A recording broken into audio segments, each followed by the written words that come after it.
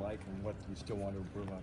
I thought our defensive intensity, especially in the second half, the first few minutes they got out and got some transition baskets, which we hadn't allowed in the first half. But then after that, we really buckled down defensively, our bumps, our awareness, communication, and then the effort on the glass. They got some offensive rebounds, but that was one of the strengths. And to win that rebounding battle was big. I think our execution offensively was the best that it's been this year, especially the last 12, 14 minutes. So we can continue to get better there. We've got to get some of our younger guys, as you saw, we shortened the bench a little bit in the second half, comfortable in our changing defenses and how we have to guard in zone. But they'll get that as we continue to work on it, and obviously experience come game time is key too to help with that improvement. So a lot still in front of us, but proud of the way our guys bounced back. Especially after losing that first one against Arizona State. What was the key to that? Because it'd be easy to say, oh, gee, and start struggling and continue. Is there anything particular about that, or is it just, hey, this team realizes how important every game is and put the other one behind them? Yeah, we didn't make too big a deal of it. We got off to a good start against Arizona State. We gave credit to Arizona State. They shot it better than they had. I think we had a little bit to do with that. And it was just a heightened urgency, sense of urgency. We brought them in and practiced Friday.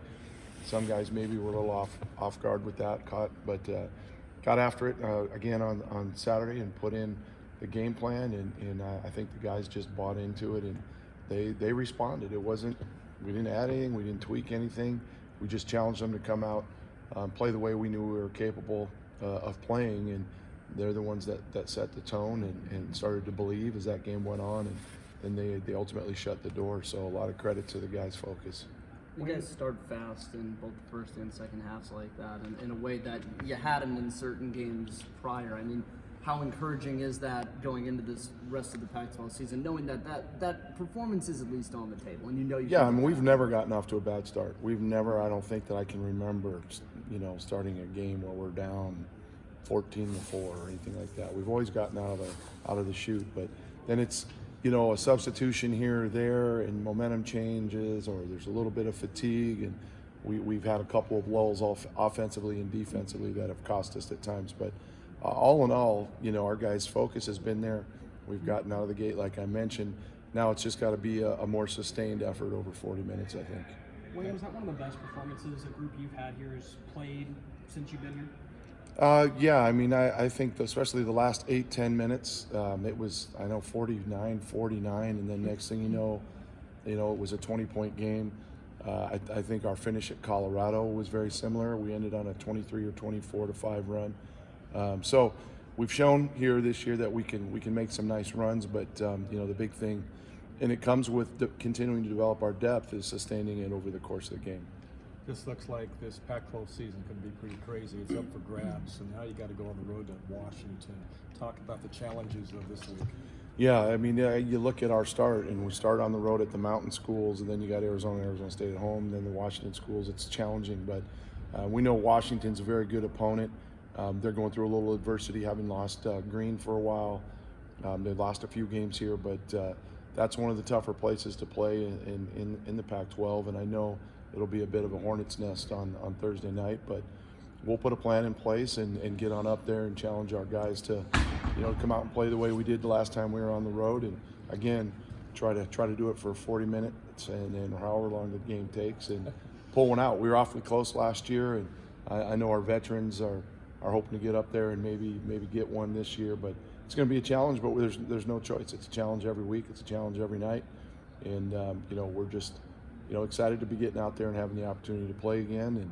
And I know our guys will be hungry to represent the Beaver Nation and see what we can make happen. How much did that scout change with Green being out of the lineup? I mean, they haven't looked like the same team over the last couple games. Yeah, they're playing guys that they haven't played much, and it's tough to make that transition, when you're early in conference play. But Coach Hop does a great job up there, and he's got some time now after getting back from that trip to get those guys, to where they're a little bit more dialed in. And so I know they'll have a great plan for us on Thursday. But, we'll have a lot to do with that, with the way we set the tone, the way we come out and play. And, hopefully we'll do a nice job there, get off to a good start, and then, hopefully the key is playing it over 40 minutes and giving ourselves a chance. Going back to that Arizona game, I mean, are there matchups that you kind of circle knowing that that's like a quad 1, quad 2 moment? No, I don't get into all that. We just try to win at home and sneak some on the road. Your team's kind of been on that win-loss roller coaster these last couple of weeks. What are the keys to kind of gathering that momentum? Try to win more. Try to win more. I mean, it's conference play. You look at the table, and it's tough every night. So it's early. We're only a handful of games in, so we just got to try to keep building momentum by continuing to develop our depth, getting consistent play out of our vets, and continue to grow this thing. Coach, your How about offense, from this side? How about your offense really found a rhythm in the second half, 51 points. And the thing I noticed, a lot of ball screens, not always directly into a pick and roll, but just a lot of ball screens, not to give too much of your strategy away, but what is it about the offense and the ball screens that help kind of formulate good looks for you in the second Well, half? when we the talent we feel we have, it's an advantage for us if we spread the floor, and we do that different ways. And then when you have someone as athletic as Kyler who can screen out on the floor and get to the rim quickly, it puts a lot of pressure on the D. So those are some of the things that we try to exploit. We really tried to emphasize getting turns of the ball. We got to the second, third side more than we had, and you look at your two main guys, and Ethan and Trace have 17 assists. They're also our two leading scorers in that game. They really stepped it up, and then we got great contributions from the other guys. Alfred Hollins, who you just spoke to, really busted out and had a good game for us.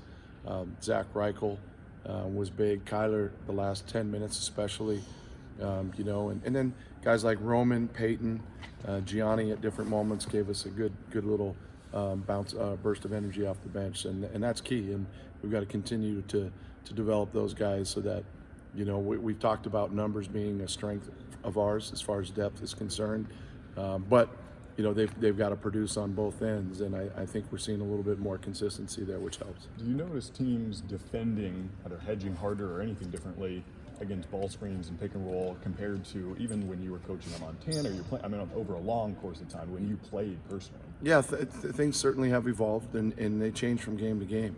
Some teams will plug ball screens, some will send you away from them, some will hedge really hard. You got to be prepared for all of it. I'm not going to talk about what causes issues for us, but our guys made really good decisions the other day. We finished plays, and when we finish plays and make baskets, when we rebound, when we get back in transition, when we make free throws, we're a pretty good team. I don't know if this has been asked or not, but obviously there was jeez. Take your time here. Right? Obviously there was some urgency going into Colorado and Arizona. How do you bring that to the first game? Just got to challenge our guys. Let's try to take care of business, the first night out, and then talk a sweep if you get it. But we've had good moments in those Thursday games. I'm not a big excuse maker. You try at times to say some things to help take a little pressure off of the guys, but the game at Utah, we got off to a good start, didn't sustain it, but first league game on the road, and then the Arizona State was your first league game at home. Maybe that had something to do with it. Hopefully now we're a little bit more comfortable in our skin, and we'll have a good 40-minute performance Thursday night. You do talk a lot about challenging guys. How often do you honestly challenge them? Because you can only go to that well so often. Yeah, but they know what to expect from our staff. We're always on top of them. We're very intense. We're demanding but fair, and it's almost like if you try to, as a staff, say, hey, let's really sit back and let the guys respond today. It's almost like you see them waiting for you to jump up and, hey, coach, we get after us today. But there's not a lot of that. I mean, we're pretty focused. We feel we've got a pretty good read at times of this team. Somebody asked me the other day, ready to go, and that's always a funny question when somebody comes by and says, you ready to go today? Should be, and this group's a little bit different for me to get a read on whether, some teams in the past, a lot of them I could tell you might have to rattle the walls a little bit in the pregame speech to get them going. This team, you can't tell if they're ready, and they haven't shown us that they've come out flat. I mean, again, we've never gotten jumped, knock on wood, to start a game. So I think the focus there is good, but the key is now to try to sustain it over the course of the game.